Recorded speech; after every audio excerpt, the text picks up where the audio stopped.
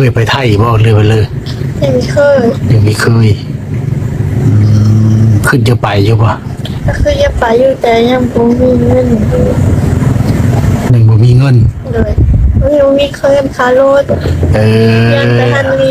งานใช้จ่ายหลายถ้าว่าไปบางทีเฮาถ้าเรามีงานรับผิดชอบอันห้องรับเฮาเนาะอาจจะมีค่าใช้จ่ายหลาย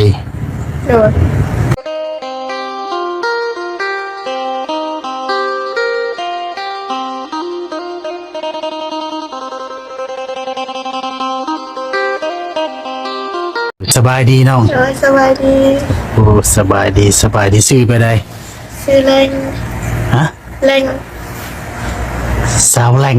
โดยโอ้สาวผู้ไทยโดยเอาคือมาอยู่เซโนซะเนาะเข้ามาหลินเอื้อยินนี้เขาเห็นเรียกอยู่สวรรค์โอ้เห็นเรียกอยู่สวรรค์คือมาเรียนอยู่เซโนดีน้ำเอื้อย7 ปีแหละปัจจุบัน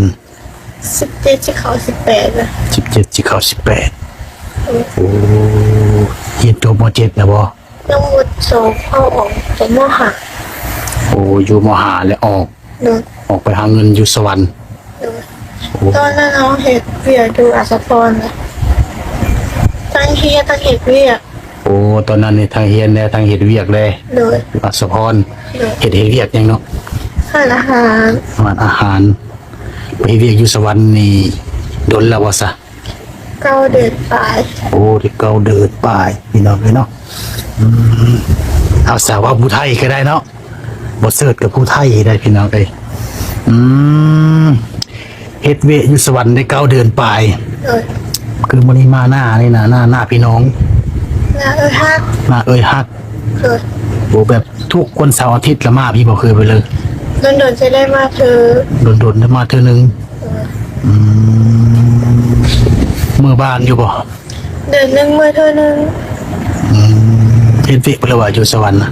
หาอาหารอยู่หาอาหารคือเดียวโอ้หาก็ได้9 เดือนในเงินเดือนหลายบ่เขาให้เงินเดือนนึง2 ล้านกินดูของเขาเลยโอ้แล้วซื้อกินเองโอ้ซื้อกินเองเคยไปไทยบ่เลยไปเลยยังไม่เคยขึ้นจะไปอยู่ป่ะก็คือยังไปอยู่แต่ยังบ่มีเงินหนึ่งบ่มีเงินเลยยังมีเคยค่ารถยังแต่ท่านมีงานใช้จ่ายหลายถ้าว่าไปบางทีเฮาถ้าเรามีงานรับผิดชอบอันห้องรับเฮาเนาะอาจจะมีค่าใช้จ่ายหลายเงินค่าทางแล้วเรามีค่ารถค่าเฮ็ดพาสปอร์ตเนาะหลายอย่างพาสปอร์ตมีแล้วพาสปอร์ตนี่มีแล้วเฮ็ดไว้บ่ต้องเรือบ่เคยไปค้างมุกนี่บ่เคยไปเลยเฮ็ดไว้โอ้มีแผนว่าจะไปไทยเลยเฮ็ดบัตรตอนนี้ปัจจุบันนี้ยังฮิปโฮมเงินเยอะโอ้จะข้ามไปพุ้นกะมีเงินสำเร็จจึงตัดสินใจไปก็ประมาณ5-6,000นี่กับได้โอ้ประมาณ5-6,000นี่อาจจะเดินทางไปเนาะมีบริษัทพี่น้องอยู่คุณกะกูแบบไปเห็นเวนี่เนาะคำไปยังเราไปช่วยทั้งพี่น้องหมดเลยว่าไปงานไก่กับเปิ้ลนี่ไปอยู่น้ำพี่น้องผัดยันอันนี้แหละนี่ไปอยู่น้ำมูโอ้อยู่น้ำมูเพิ่นเฮ็ดงานไปเลยมูให้ทานอาหารด้วยกันโอ้ทานอาหารเฮ็ดทานอาหารด้วยสวัสดิ์นี่แต่แบบเสิร์ฟบ่น้องคือไปเลยหรือเป็นเซฟบ่เสิร์ฟโอ้คือเป็นผู้เสิร์ฟนี่เป็นผู้หน้าตาดีนี่ในติบหลายเลยเนาะแต่พอได้อยู่โอ้โดยพี่น้องเนาะคือว่าคือจะไปไทยไปหาเงินหาเลยทางคุณอยู่เนาะแต่ว่ามันยังมีอุปสรรคเรื่องค่าเดินทางโอ้เป็นเรื่องที่น้องคือมีเห็นคือจบม.7จากคนหอนม.5นี่คิดว่าจะทหารเงินจะเห็นไปนำถ้ามันไม่ได้ เขาเฮ็ดเวียกกลางคืนได้ค่ะแบบอยู่ร้านอาหารเนี่ยเลยจะ11 โมง 2 โมง โอ้ เลยแบบตอนเช้าผัดจะตื่นไปเฮ็ดเวียกเขาจะตื่นไปเฮ็ดมันเพิ่นบ่ทันนะ ที่เอาไปเฮ็ด ทาง เว เฮ็ ท ดเวททางเพจไปนำค่ะ บ่ได้ ปัดนอนดึกบ่ตื่นสวย โดย ปัดไปทันโรงเรียนมื้อนี้เนาะก็เลยตัดสินใจอ้อ โดย อืมจันพ่อแม่เพิ่นห้ามอีออกเพิ่นมีได้เว้าบ่ กะเว้าพอแต่เว้า โอ้ อันนี้ก็ตั้งใจหาเงินเลย เออถือว่าได้เงินเดือนถึง2 ล้านปัจจุบันนี้เนาะ โดย แบ่งให้แม่ล้านหนึง พี่ก็บ่ฮอดซ้ำแต่เงินเก็บไว้นี่แหละ บางทีก็เพิ่นมีฮอดล้านเนาะ โดย เดินพี่น้องเป็นเนาะที่ว่ามื้อนี้นี่มีเวลาว่างก็เลยมาลิ้นน้ำหักอยู่ทางเชโน โดย โอ้คือเฮ็ดวิหารอาหารนี่ก็มีเวลาพักผ่อนบ่เร็วแต่ละมื้อเลยไปเลย เขาพักคือเดินนึงพัก2 มื้อ เดือนหนึงพัก2 มื้อ โดย เฮาเลือกพักบ่หรือว่าเพิ่นกำหนดเออ เพิ่นกำหนดเองเลยได้พักหมดทุกคนปินหารเลยปินหารให้2 มื้อ บ่ได้เริ่มเฮ็ดเวนี่จักโมงซะน้อง ไปเฮ็ดเวรนะบอก4 โมงครึ่งฮอด12 โมง โอ้4 โมงครึ่ง4 โมงแรงหรือว่า16 โมงแล้วเนาะ โดย โอ้12 โมงเหมือนเวลาเฮากลับห้องนี่จะแบบมีรถทับส่งบ่คือไปเลย บอกคิดจักไปเอง ขี่รถจักรไปเองมุกน้ำมันนี่เฮารับผิดชอบเองเบิดเนาะโอ้เช่าห้องอยู่บ่ โดย โอ้เช่าผู้เดียวเลยอยู่กับหมู่ ทานี้ว่าอยู่ผู้เดียวเลยน่ะมาอยู่น้ำมาลองเฮ็ดเป้ โอ้ตะกี้ว่าเก่าว่าอยู่ผู้เดียวนี่แล้วมาอยู่นํกับเป็นสาวกับบัดนี้ โดย อ่าน2เนาะ โดย แพงบ่เช่าห้องเดือนหนึง เดือนนึง5 เศษ เดือนหนึง500,000 ค่าน้ำค่าไฟเนี่ยประมาณ6-7 แสนนี่แหละ โอ้แพงนะซะเนาะถือว่าค่าให้งานเฮาก็2 ล้านวันนี้มาไล่แยกค่าห้องค่าน้ำค่าไฟ6-7 แสนพี่น้องถือว่าเงินยังเหลืออยู่ล้านปลายวันนี้กินอยู่อีเนาะ มันจะใส่ดังได้น้ำทิพย์ เคยนับติปติปนี่ถ้าว่าแบบลูกค้าเฮามาคือน้องติปนี่น้องเอาไว้ผู้เดียวไปเลยว่าเอาไปโฮมอยู่ดูกระปุกไปเลย ไว้ผู้เดียว เอาผู้เดียวเลยเนาะ โดย โอ้ยันว่าคือ FC อันคือลูกค้าคือน้องแหละเอาไปไว้แล้วที่อื่นละปันเดียวใช่ไหมเนาะ โดย เอาผู้เดียวเลย โดย โอ้ เอาเบอร์มัน เบื่อมันเลยโดยเนาะวันนี้มีเวลาว่างมาลินเซโนแต่ว่าแรง4 โมงครึ่งนี่ไปเฮ็ดเวยกคือเก่า โดย โอ้ แล้วคิดกับสอน มานี่ขี่รถจักรบ่เลยว่าโอ้ขี่รถจักรมาเมื่อผู้เดียวมาผู้เดียว ว่ามากับนะ มากับเนาะโดยเป็นเลยซะคือเป็นผู้งามพักนี้คือมาเปิดใจ ผู้ว่าไม่มีใครเอา ฮะ ไม่มีใครเอา บ่มีภัยเอาหมายความว่ามีผู้บ่าวมัก โดย เอาแล้ว คือเป็นผู้งามพักนี้คือโสดบัดโสด100%ว่ะ โดย ลิ้นโทรศัพท์อยู่บ่ จะลิ้น ลิ้นอยู่เนาะ โดย อย่างนั้นเป็นผู้งามวันนี้เสิร์ฟอาหารเสิร์ฟนั้นเสิร์ฟนี้ส่งแล้วผู้บ่าวเซลแท้ มันก็มีแต่ว่าห้าบ่สนใจเลยนี่ มีผู้บ่าวเยาะผู้บ่าวห้องเสิร์ฟนี่มีอยู่เนาะ โดย ก็ไม่ได้สนใจวันนี้นี่ออกมาเปิดใจบ่เลยไปเลยโสดมานี่ดุนจำเรือแล้วน้อง สิเข้าไปเยอะเลย แต่เก่าเคยมีบ่ผู้บ่าว เคยมีเนาะผู้บ่าวบ้านเดียว มือเดียว โอ้ผู้บ่าวเมืองเดียว แต่บ้านคนละบ้านตอนนั้นนี่กี่โต๊ะผู้บ่าวเลยผู้บ่าวโต๊ะ เพราะเข้าใจกัน คือว่ามีเฮาเจอดีมีเฮาใจกันแล้วก็แยกทางก็เลยโสดมานี่ก็เกือบปีกว่าๆแล้วเนาะคือเอามาเปิดใจนี่นะมีผู้แนะนำบ่เลยว่าน้องคือโอ้โสดเลยจะมาเปิดใจก็คือไปเลย แกมีคนแนะนำเลย มีคนแนะนำผู้แนะนำนี่เพิ่นเคยเปิดใจมาก่อนบ่เพิ่นได้บ่แหละผู้บ่าวน่ะ ก็ได้ หรือว่าเพิ่นได้ผู้บ่าวคนลาวบ่ได้ผู้บ่าวแบบเลย ฟังไทย ได้ผู้บ่าวไทยวันนี้น้องเพิ่นแนะนำที่เฮาก็โสดเนาะ โดย ก็เลยแบบเอามาเปิดใจ หาผู้บ่าวก็ว่าแม่นเนาะ โดย ไม่แม่นตีมูแรงแล้วผู้บ่าวโทรบอกรีบคลิปนี่นะนี่เนาะ โดย เดยพี่น้องเนาะคือน้องคนนี้โสดมาได้เกือบปีหรือปีหนึ่งนั่นละมีผู้บ่าวทัก มีกระสุนน้อยมีพอจะได้ลมดีๆมันจากอันนั้นเศร้าอ่ะนะ โอ้แบบผู้ทักเข้ามาลงมาคุยนี่ก็มีแบบเล็กๆน้อย โดย ๆแต่ก็แบบไม่มีแบบผู้จริงใจจริงจังนำสิบ่ โดย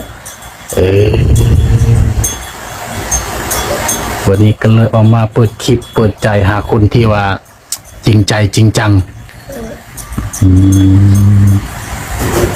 ถ้ามีผู้มักพิสาน้องเยอะลงคนอายุสำเร็จซะ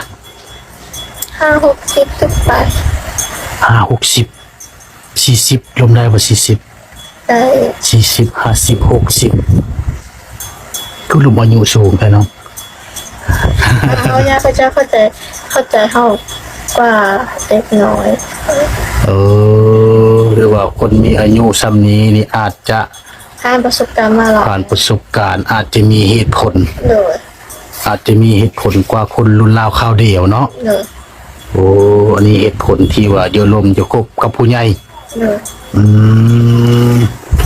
ถ้ามีคนอายุ50 60นี่เพิ่นลมเพิ่นสนใจเยอะคุยนี่มีโต๊ะเพิ่นบ่ซะมีโต๊ะคือคน40 50 60นี่คือน้องว่าเป็นจะได้คนแบบมีประสบการณ์เนาะ โดย ถ้ามีประสบการณ์อาจจะเป็นพ่อหางพ่อไม้มีลูกติดพร้อมนี่ซะคบได้ลมได้บ่แบบนี้ ได้ ได้เนาะแต่ว่าน้องเป็นผู้สาวหน้าตาดีบ่เพิ่นเป็นแบบ เป็นพ่อหางพ่อไม้มีลูกติดก็รับได้ว่าซะบัด การโลกไปก่อนเพื่อนใจกันไปก่อนไง ก็ลมศึกษากันไปเสียก่อนเนาะ โดย โดนบ่ซะศึกษาลมไปก่อน ประมาณ4-5 เดือนพุ่นละ โอ้4-5 เดือนนี่ตัดสินใจ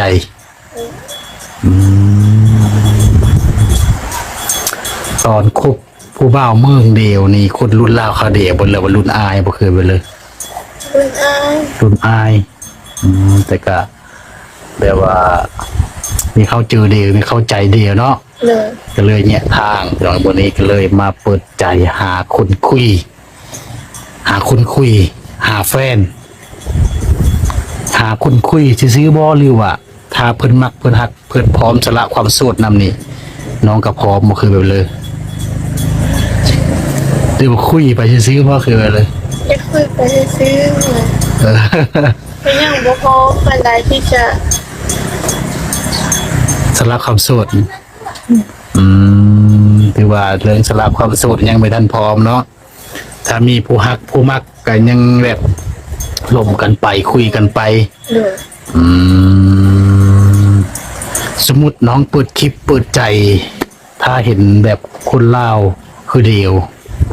มักไปซะลมบอกเลยว่าจะลมจากคนไทยบ่เคยไปเลย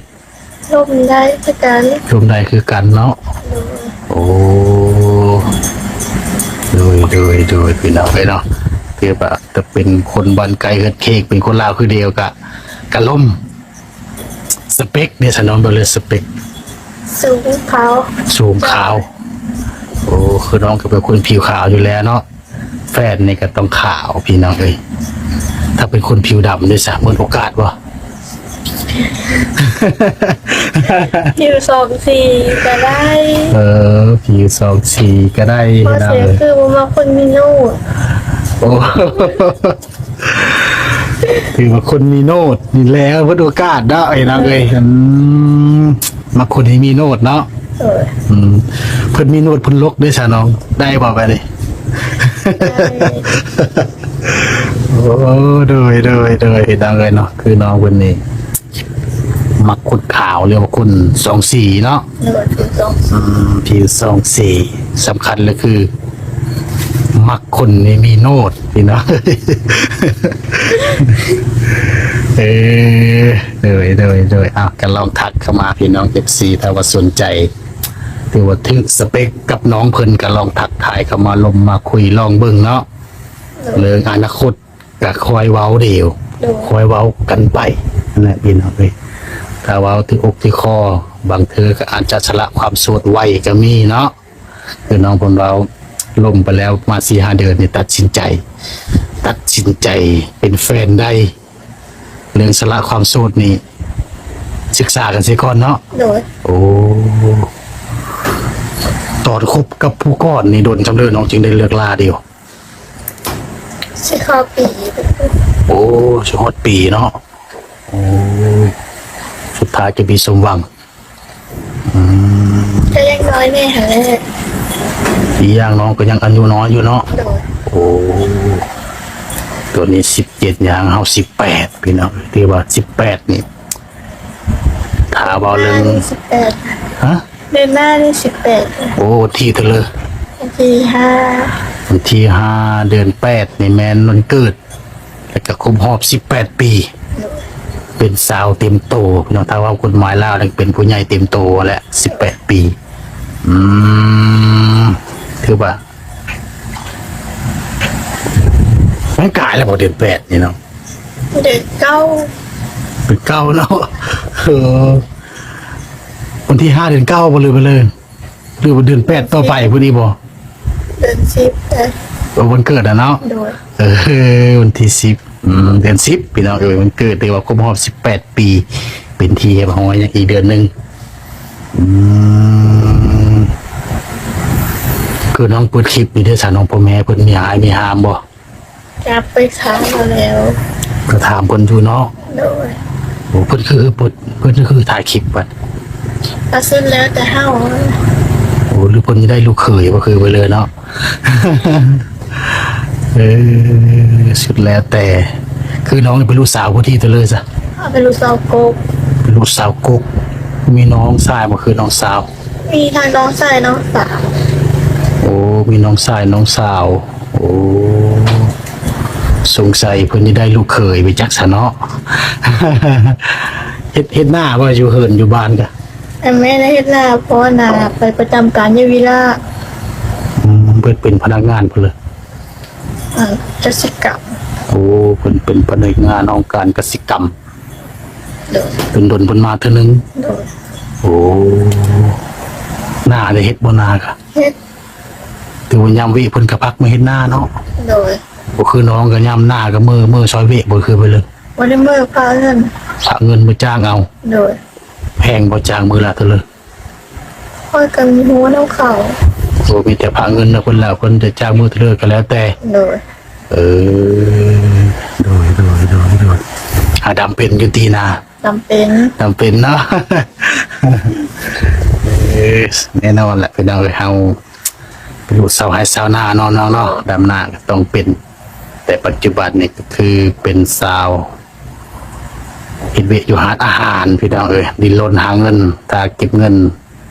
มีจักเล็กจักน้อยก็มีแผนจะไปไทยน้องเพิ่นก็ได้ แต่ตอนนี้ก็ยังเก็บเงินยังบ่ทันเพียงพอที่จะไปเมืองไทยค่าเดินทางอาจจะสูงเนาะกินอยู่อีกเพื่อจะได้งานห้องรับก็อาจจะซานะพี่น้องก็เลยเก็บเงินไว้ซะก่อนตามแผนน้องคนเราสู่ฟังกันนะถ้าว่ามี FC สนใจจะร่วมจะคุยนี่ว่างคุยยามเลิกซะเนาะ ประมาณตอนเองตอนเช้าอ่ะ ทั่วตอน เพราะว่าค่อยจะไปเฮ็ดวิคือตาเมาหันแหละ โอ้ พอ12 โมงมาก็อาบน้ำพักผ่อน 12 โมงกลางคืนเฮาก็นั้นนอนเฮาก็นั้นบางทีนอนตื่นสายก็มีเนาะบ่เฮานอนดึกเนาะ โดย โอ้ถือว่าประมาณ8 โมง 10 โมงพุ่นแล้วบ่เทงพุ่นแล้วเนาะ โดย จะมีเวลาลมเวลาคุย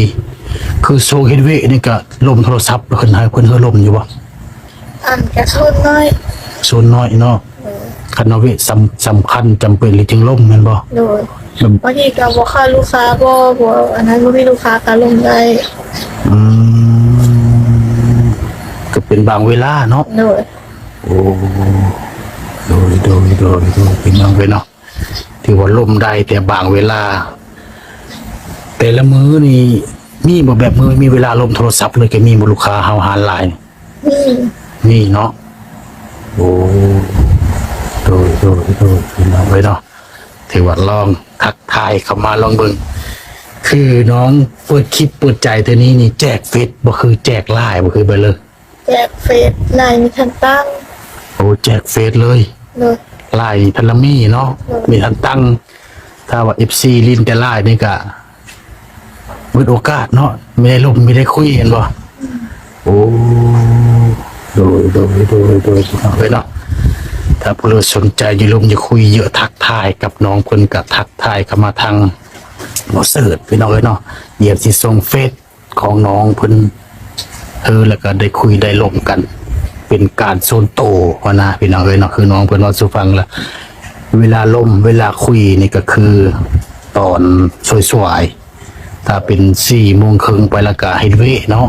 ก็ไม่มีโอกาสไม่มีเวลาได้ล่มได้คุยนะพี่น้องเอ้ยถือว่ามักผู้ใหญ่ที่ว่ามีเหตุผลมีความรับผิดชอบ โดย เป็นผู้นำได้เนาะถ้าหากมีลูกมีเตาติดนำกับมิติลมได้เนาะ ก็คือว่าประสบการณ์ลมคนรุ่นอายนี่ก็มีมาแล้วเนาะ โดย โอ้ตอนนั้นนี่ก็คุบในไอ้ว่าลมผู้บ้านพ่อแม่เป็นก็ฮู้จักนำอยู่ว่าคือไปเลยฮู้จักเนาะแต่ก็ยังไม่ทันเป็นจริงเป็นจัง โดย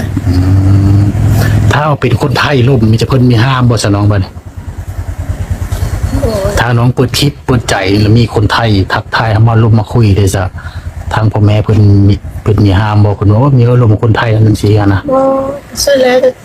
ลูกอะไร สุดแล้วแต่ลูกเนาะ โดย คือน้องเว้า30 40 50 60นี่เด้ซะเพิ่นก็พร้อมหมดครับนี่อายุซ้ำนี่ก็แล้วแต่เฮาเนาะ แม่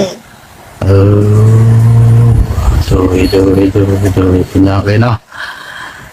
พี่น้องเลยวันนี้บอเสิร์ตกับมาเจอสาวผู้ไทยก็เลยเว้าผู้ไทยชื่อเดียว เป็นคนเมืองเดียวแต่คนละบ้านบอเสิร์ตก็เป็นคนผู้ไทยแต่ก็มาอยู่ทางเชโนคือน้องเพิ่นก็เป็นคนผู้ไทยมาอยู่ทางสวรรค์มื้อนี้ก็เลยมีเวลาว่างกับมาลินทางเชโนก็เลยมาพบมาเจอกันแล้วก็สปีกภาษาผู้ไทยชื่อเดียว